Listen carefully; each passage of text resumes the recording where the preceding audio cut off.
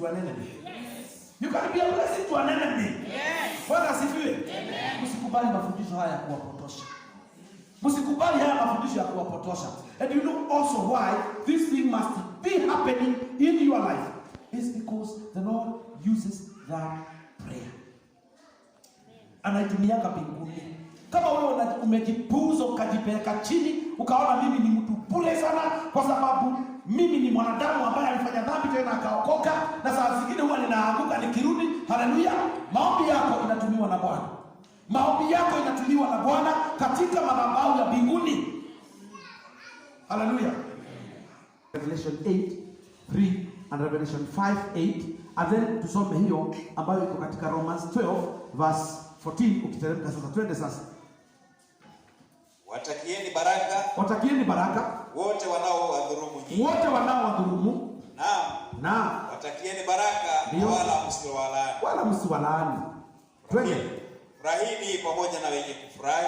Furahini pamoja na wenye kufurahi. Yeni pamoja na msiba. Usijaribu hata kidogo kusema yes, Mungu wangu ananitetea. Unaona vile walinifanya. Sasa wameenda kusika mama yao. Haya mjawani. Wapi? Wapi? Ati unafurahi kwa sababu adui ati amefungiwa nyumba, amehama kwa sababu alilemewa na kulipa nyumba. Yes, tuliambiwa na apostle na hiyo mambo ikatimia. Ndio kuna watu wengine wa ajabu sana. Mimi nikuja hapa ninaombea watu, alafu nashangaa sana. One time I prayed for people, alafu mwingine akaenda akaajiriwa kilabuni bar, and then they come giving siwaulizaki sababu najua they are not informed, wako katika jangwa. And then somebody comes, apostle, nimekuja kusema nimepokea muujiza. Muujiza gani? Nilipata kazi. Okay, kazi gani? Niliandikwa bar. Huo ni muujiza. Huo ni muujiza kuandikwa bar. Haya, wengine wanaambiwa kwamba Mungu amesema utaolewa. Amen. Amen. Haleluya. Haleluya. Anatoka hapa anachokozwa na mwanaume mmoja, anapakilia. Anachokozwa na wapili, anapakilia. Anapokezwa na watatu, anapakilia. Anasema, apostle alituombea, sasa mimi niko na a wide range of choice. Itachagua hapa katikati. Na unajua watu ni waajabu sana. Unajua kupakilia, unajua linamaanisha ni nini? Kupakilia ni kufuka mpaka ng'ambo ile nyingine. Hiyo ndio kupakilia. Sijui watu walifundishwa na nani? I don't know mtoto. Ati wewe ukitaka kuolewa, ati lazima uende testing. Sio hospitalini. Unajua kuna ile nyingine, road test. Wanaitaka road test. Ati mtu anakuambia, unajua kuna watu ambao wako na porojo. Mtu anaweza aje kwa mtu ambaye hamjui. Wewe, kuja tukutane padiri anakuja. Mahali ambapo mchungaji wenu hajaifika. Lakini ni waiko kwa makini mara nyingi, sijaenda. Amen. Haleluya. No, hayataki hivyo. Hayataki hivyo. Amen. Amen. No, soma neno. Ishini kwa kupatana vema nyinyi kwa nyinyi. Pataneni vyema nyinyi kwa nyinyi. Msijikatie makuu. Ndio, msijikatie makuu. Bali jishughulisheni na madogo. Ndio. Msijione kuwa wenye. Soka 17.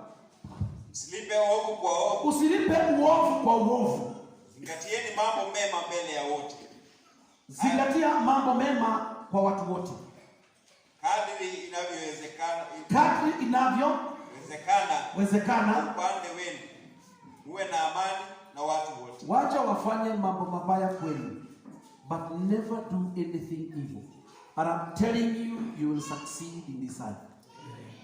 100%. Uniulize mimi nitakwambia.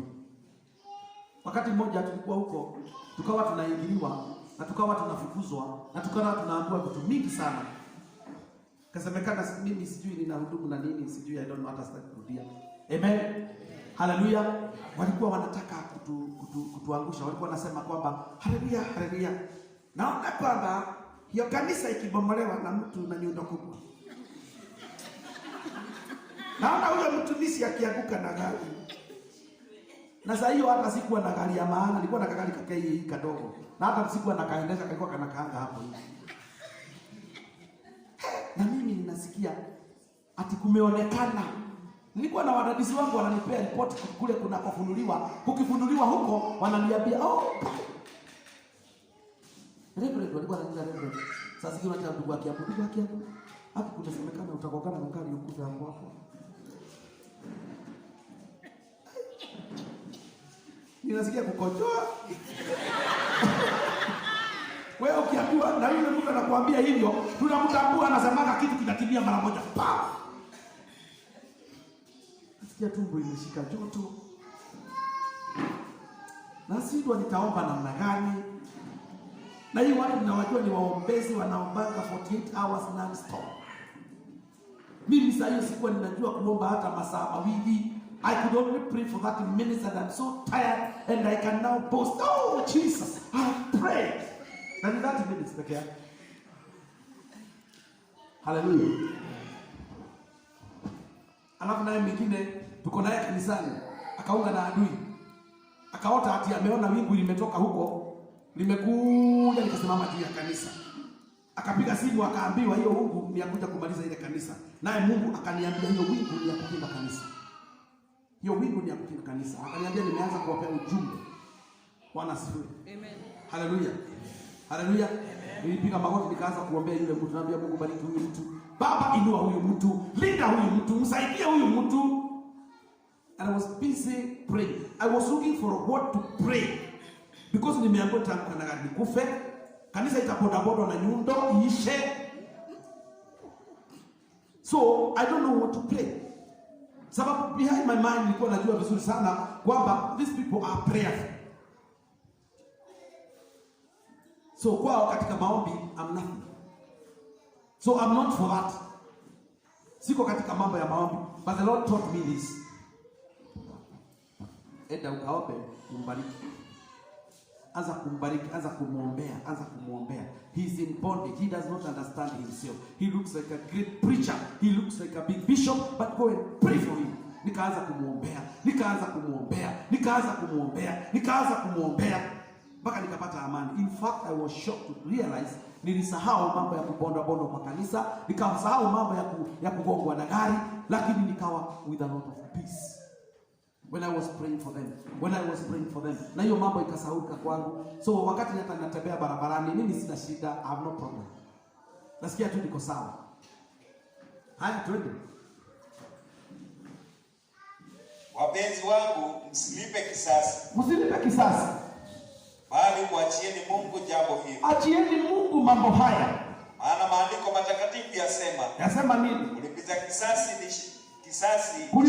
kisasi ni shauri langu mimi Mungu. Mungu ndiye anasema kulipiza kisasi ni shauri la Mungu.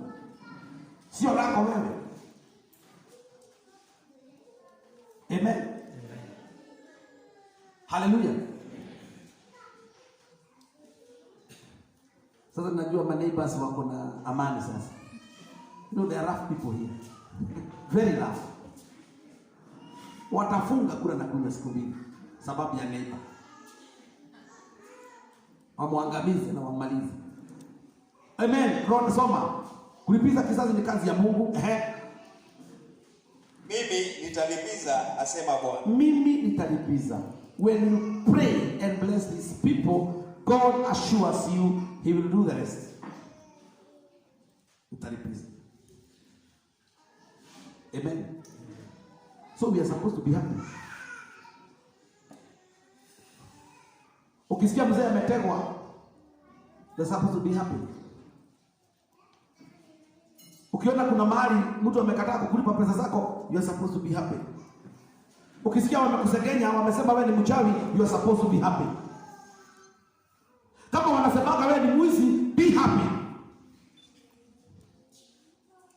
Wakikuita malaya, be happy. And let God ask them what they are saying. Atawakuta atawauliza, wewe unasema nini? What are you saying? Nani huyo unaita malaya? Nani unaita mchawi? Kuna wengine waliulizwa hiyo maswali about me. Nani huyo unaita mchawi? And they were shocked. Soma. Zaidi ya haya maandiko yasema, adui yako akiwa na njaa, mpe chakula.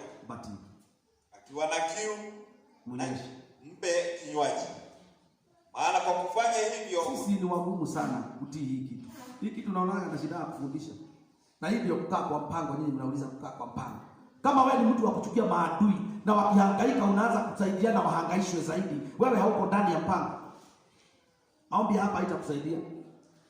Maombi hapa inasema kwamba adui akiwa na shida msaidie. Mpe maji, mpe chakula. Ukisikia kwa hospitalini, ingawa sio vizuri kwenda, I will advise you not to go, but help them. Unajua unaweza kutoka hapa uende hospitalini, aseme sasa huyu amekuja kuniroga. Na utaona ukikutwa kwa nyumba. Kwa nini ulienda kumwangalia hospitali? Na unajua nyinyi hamsikizana kina yeye. Ulipeleka uchawi ndio akufa, akikufa utahama. Mpende ukiwa mbali. You know, kuna dada mmoja huko Kigongoni alikuja hapa.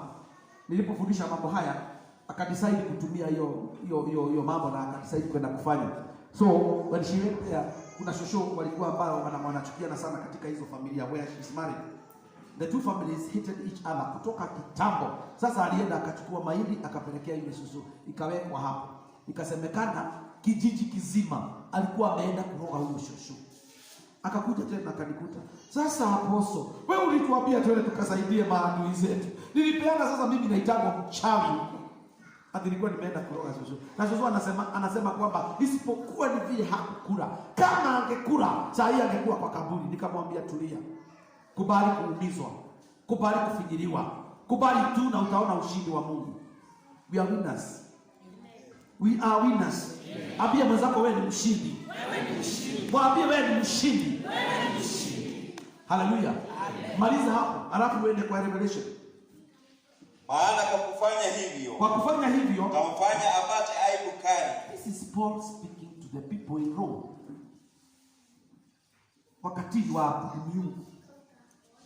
Hallelujah.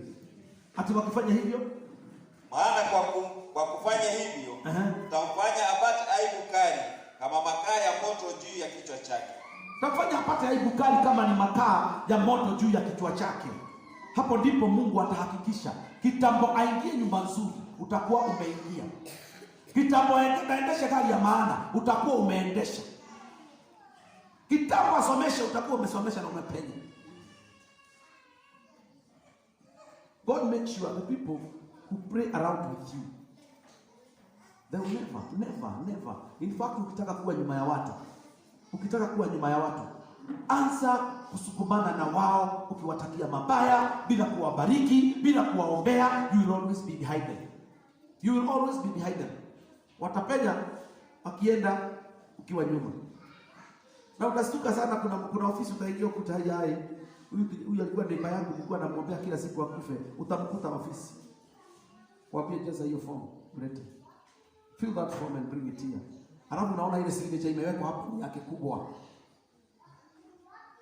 And then unaanza kutetemeka, unaanza kusema unajua mimi sikuwa na ubaya sana. nilikuwa tu naongea, lakini watu wananisema ni mimi, sio mimi. Shidwe. Ni wewe. Hallelujah. Ni wewe. Ni aibu, meza imetandikwa mbele yako. Sema sio mimi. Sema nimebadilika leo. In Jesus name. Sasa ufuate hivi Paulo anaambia Warumi. Soma sasa Revelation 5 verse 8.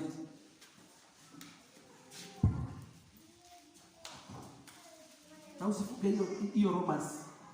Don't close that. Mara tu alipokwisha toa hicho kitabu. Romans Revelation 5 verse 8. Yes. Mara tu alipokwisha toa hicho kitabu, alipotoa kile kitabu, wale viumbe hai wanne pamoja na wale wazee 24 walianguka kifudifudi mbele ya mwana kondoo. Ndio. Kila mmoja alikuwa na kinubi na bakuli za dhahabu zilizojaa ubani, ambao ni sara za watu wa Mungu. Ngoja hapo. Wewe unasikia hivyo?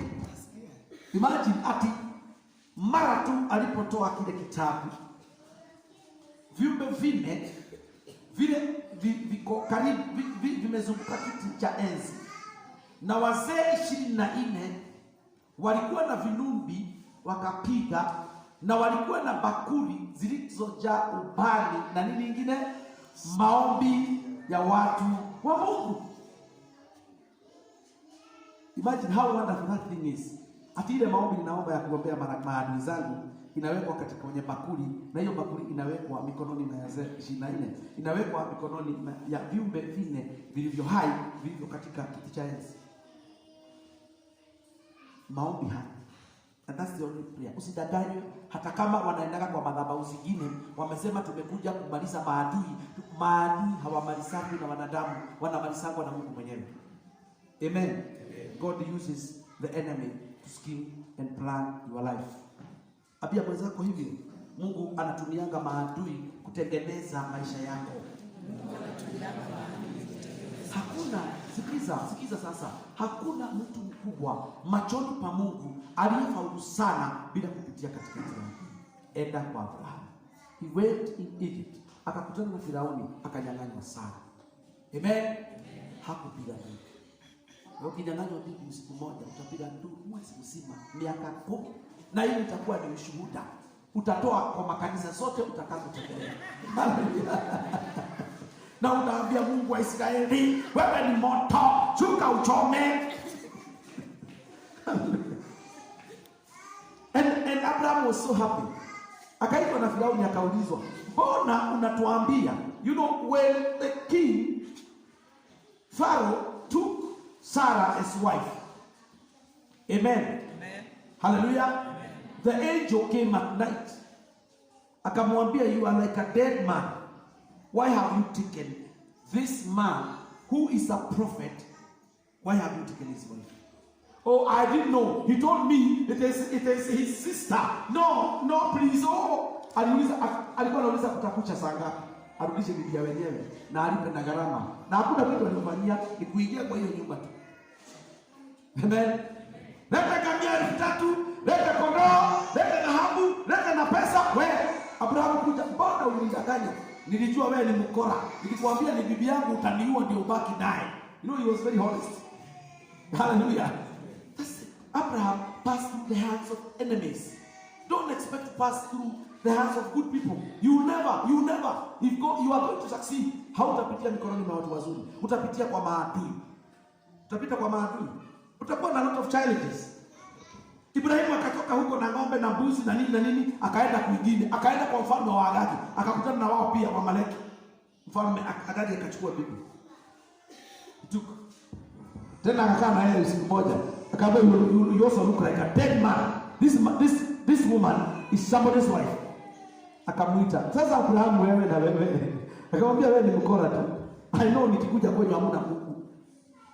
Amen. Then akatoa mali, akatoa nini, na ujue kule Ibrahimu akitoka Misri, huko ndiko alipewa Hagai, the little girl.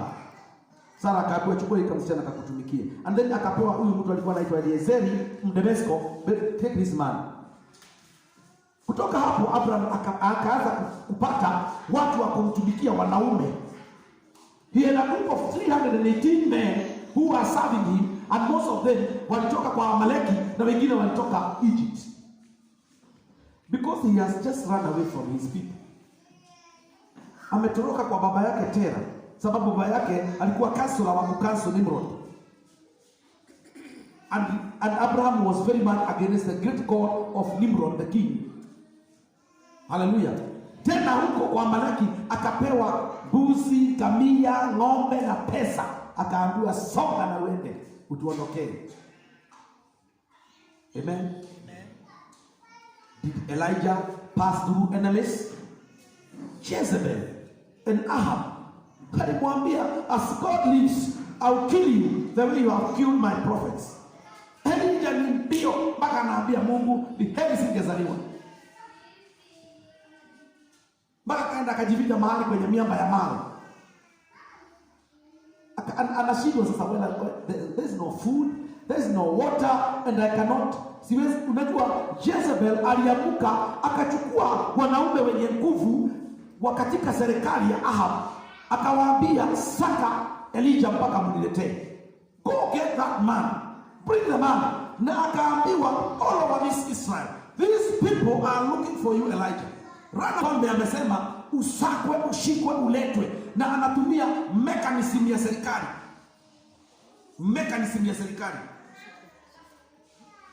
Haleluya. Wewe unafikiria mechanism ya serikali kidogo?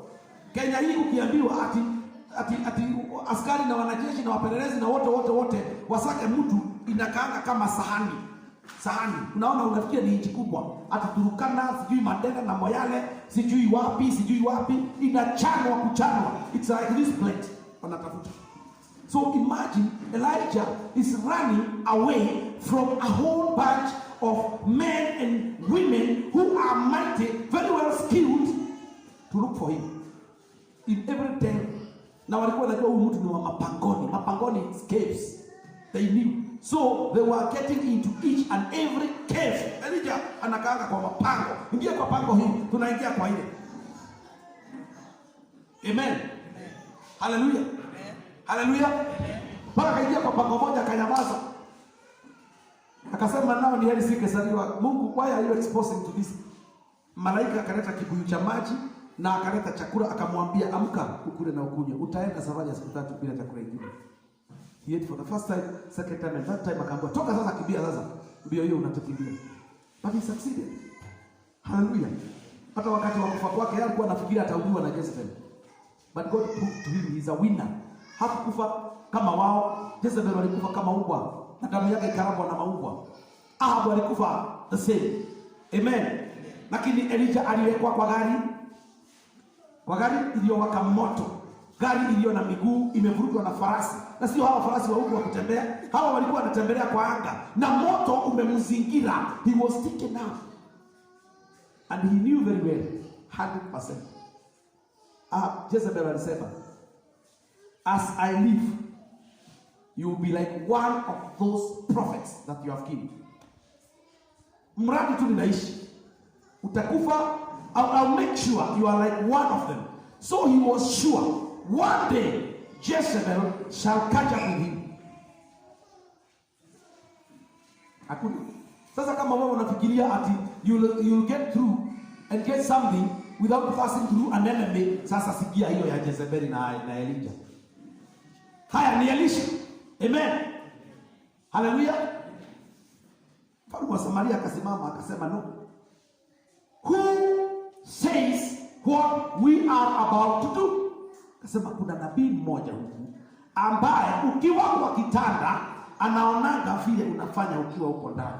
Where is he? Akatuma a whole group of men, soldiers, wengi na farasi na mikuki, akawaambia go bring me that Elisha.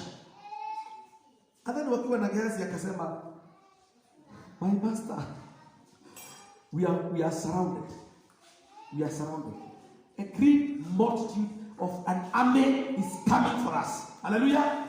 Alimwambia namna gani? He said, God, open the eyes of this man to see who is on our side. Alipofunguliwa macho, aliona malaika na farasi na vyombo vya vita. And then when these people came, amen, he made them blind. Akasema kitabu mpite kwa huo mlango, they became blind. Unajua Elisha alisema kuchinjwe ng'ombe nyingi sana. Feed these people. Wapikie ugali, hallelujah, na mpike mokimo na chapati na mchinje ng'ombe na nini. Niambie kama ni muinjilisti ama ni mtume ama ni bishop wa siku hizi. Capture him ndio wammalize, but akute kwamba akona security. Akiwashika atasema chinjeni hawa watu, kill them all. Lakini Elisha alisema, this is what the Bible says, ati don't do evil to your enemy. Sidio?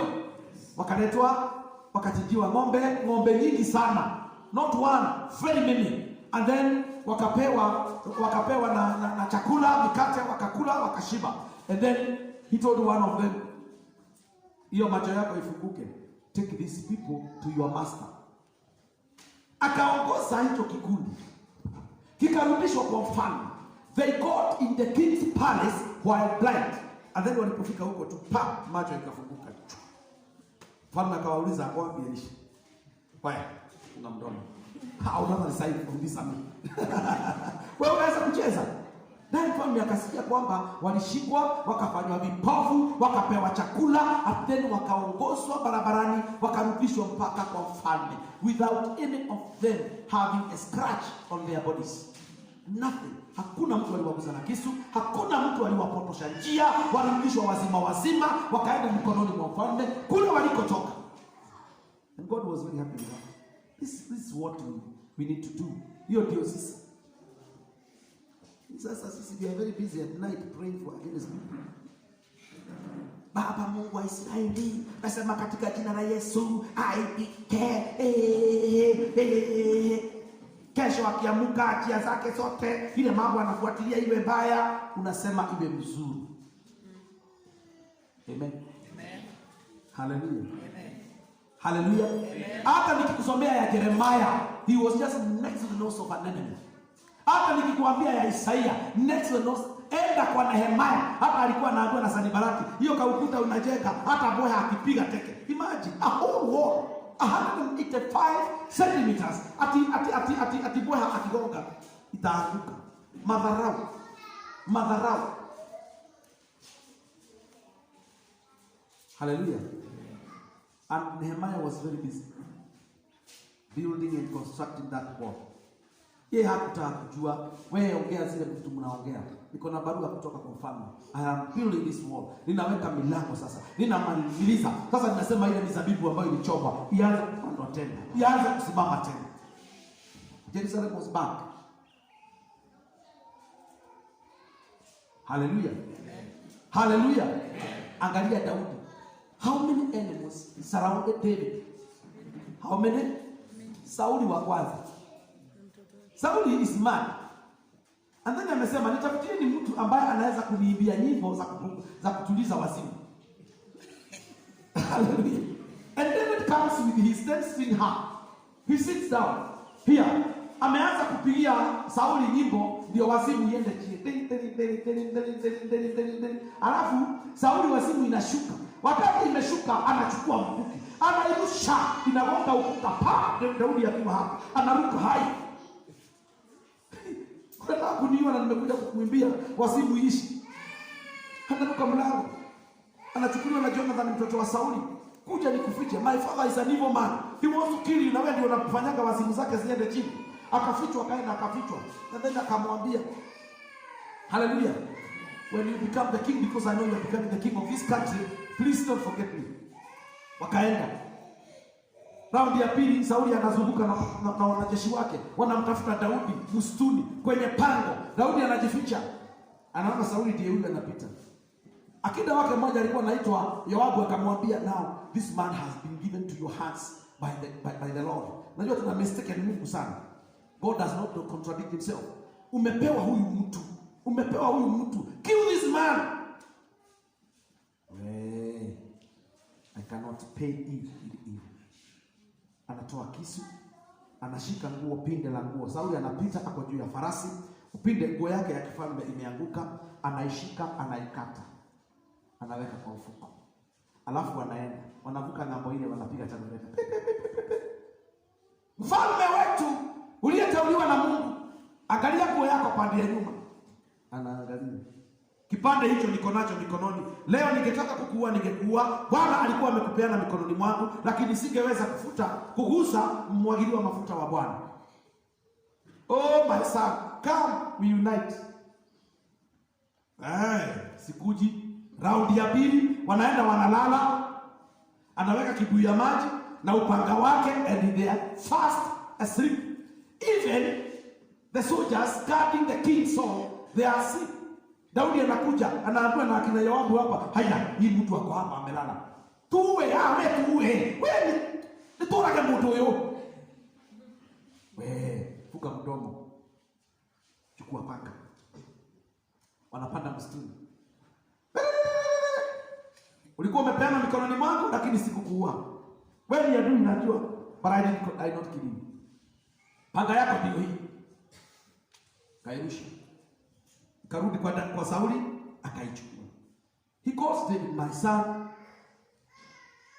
That's why David won every battle. That's why David won every fight. He knew how to fight the fight of an enemy. Absalom mtoto wake mmoja ambaye alikuwa alilelea kwake, akaamka akasema nitapindua serikali. Ahithophel ambaye alikuwa wa kumpatia advice the king, the advisor. Hallelujah. Akaambia Absalom, I'm coming your side, let us finish David. David akatoroka usiku na mchana, siku 3 milimani, a king from the palace. Absalom amechukua kila kitu. Amen. Amen. Hallelujah. Amen. When his army went out fighting the army of Absalom, Absalom akakufa. They came and told David, Absalom amekufa. He started crying, akavaa nguo za kumourn, akaulizwa, why are you mourning when an enemy has died? Yawe, funga mdomo wako. I know my God. Hallelujah. Ahithophel ndiye alidadisi serikali ya Daudi. Alipenda tu advice, walikaa chini wakasema, let us scheme what we are going to do with David. And as they were scheming, Ahithophel akasema, let us release men to follow David. And his men over the night ndio waende wakamuue. And then there was another man here who was also an advisor. Akasema, no, David is a mighty man who has been in war for so long. He's not so foolish. Aende akalale usiku na maaskari. He cannot do that. Akamwambia Absalom, ujue hivi, David fights like a wounded bear. Umwezi David namna hiyo. Panga jamaa nyingine. Wakati Ahithophel alienda akaambiwa kwamba ati hiyo plani yake ya kufuata David imekataliwa, kwa sababu kuna mwingine amesema kwamba David is a mighty man who can fight for days and days without food, without water, and he is sure to win. Hallelujah. Ahithophel akaingia kwa nyumba, akafunga kamba, akajinyonga. He died. The enemy of David. He died. Yeye alikuwa amesikia kila kitu vile David atauliwa na vile serikali itapinduliwa, and he was a counsel. He was counseling David. He went to the other side. You will never win. You will never win. Hallelujah. Without going through the hands of enemies. Maadui lazima ukutane na wao. Na hakuna mtu katika Biblia mzima, hata sisi tuko sasa wachungaji, tumepitia kwa maadui. And when we see them come, we are so happy. Very happy indeed. Because we know we will be winners. We are 100%. Mimi niko 100%. I will always win against my enemy. And I will win with you. Now wewe hivi. You will win against every enemy of your life in Jesus' name. Amen. You will win in Jesus' name. Amen. Hallelujah. Amen. Hallelujah. Amen. Kuna watu hapa already wamefunguliwa na maisha yao hayana mambo, but they don't know this. Know it from today. Amen. Ujue kutoka leo. Watu wengi hapa wamerogwa. Ni maanti zenyu, mmerogwa na wamama, mmerogwa na maneiba, mmerogwa mkiwa wasichana wadogo, mlipelekewa manywele zenyu zikapelekwa kwa mganga, just to see that you never succeed for any good reason. Kwa nini wewe hutaki kurogwa? Can you be happy when they are rogaling you? Kwa nini wewe hutaki uwe na kadui kamoja upenye? Sema nataka adui moja. Naona vile wako na uoga, hawataki kusema yeye apostle wewe. Unajua hakujakutishika kama wewe. Sema nataka adui moja. Ndio niweze kupenya. In Jesus name. Hallelujah. Jesus had a whole bunch of enemies. A whole bunch of enemies. When he left the church had enemies all over. Wakienda Makedonia kuna adui, wakienda wapi kuna adui, wakienda Antioch kuna adui. But they won. They won. Kuna mahali ya watu wameguzwa. Kuna mahali Elijah ameguzwa. Kuna mahali Abraham ameguzwa. Kuna mahali Moses ameguzwa. Kuna mahali Elijah ameguzwa. Kuna mahali Elisha ameguzwa. Kuna mahali David ameguzwa. Hai, wewe utaguzwa namna gani? Utaguzwa namna gani? hauwezi guswa. Sema siwezi guswa. Sema siwezi guswa. Katika jina la Yesu. Haleluya. Pigia Yesu makofi mazuri. Amen. Hallelujah. Sasa your prayers will be part of part of what? Part of incense. Part of the incense ambayo inawekwa katika madhabahu ya mbinguni is pure people, good people, watu wazuri. Hata ukionekana watu, unajua sometimes I realize kwamba hii mafundisho nafundishaga not very many people know it. Ukienda utazunguka utasikia watu wengi they don't understand what I really mean, because others will always speak of finishing and destroying the enemy.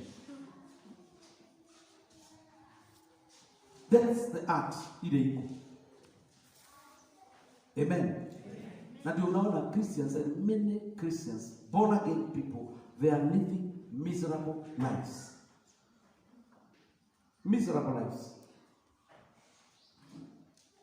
Hakuna siku utapiga magoti ukifuata vile nakwambia. Ukose jawabu, ukose kufunika na kufunga. Kile ambacho kimeachiliwa kije kukuangamiza. Simama sasa. Simama sasa. The blood of Christ works because there is a word that is in somebody. Amen. A living word. This blood is life, is living. Damu ya Yesu iko hai. Sasa ukichukua neno hili ambalo tumesoma, we have read Revelation, we have read Acts of Apostles, tumesoma Warumi, in the Luke, tumesoma hizo zote, and all of these are living words. Haya maneno yakiwa hai, and you take them into yourself, then the blood of Christ will work. People with dead words in them, maneno yaliyokufa ndani yao, ati kuwa adui, malisa, sijui nini, rudishia mshahara mahali imerushiwa, Mungu watu kosoka geni hali ya okay ile, chua. Hallelujah. Hallelujah. Jino litoke jino, jicho litoke jicho, mkono utoke mkono. Amen. The blood of Christ will not work in somebody who has no life. The word of God gives us life. Nisomee kitabu cha John 6 verse 63. This word is life. It is also spirit. And the blood of Christ works through that. Damu ya Yesu inafanya kupitia hiyo. Amen. Hallelujah. Soma.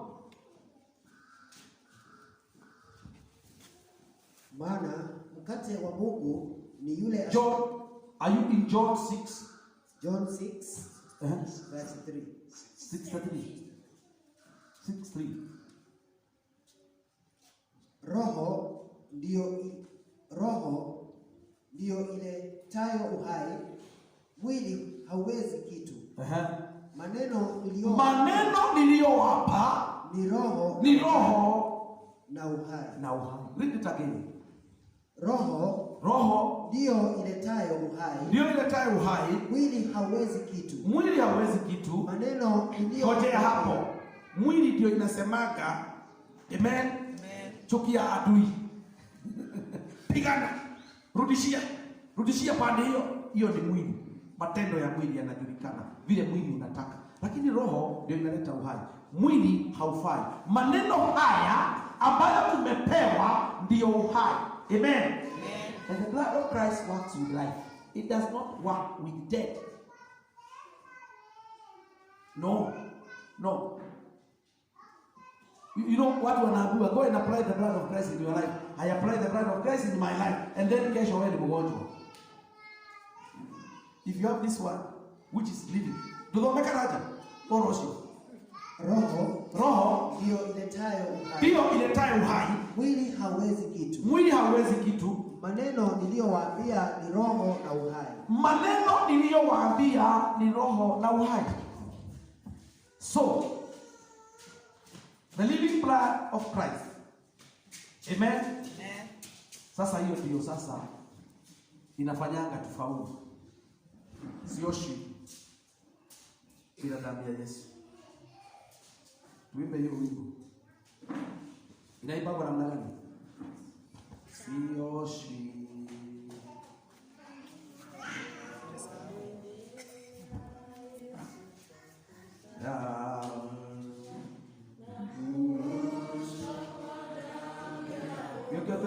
Umetueleza.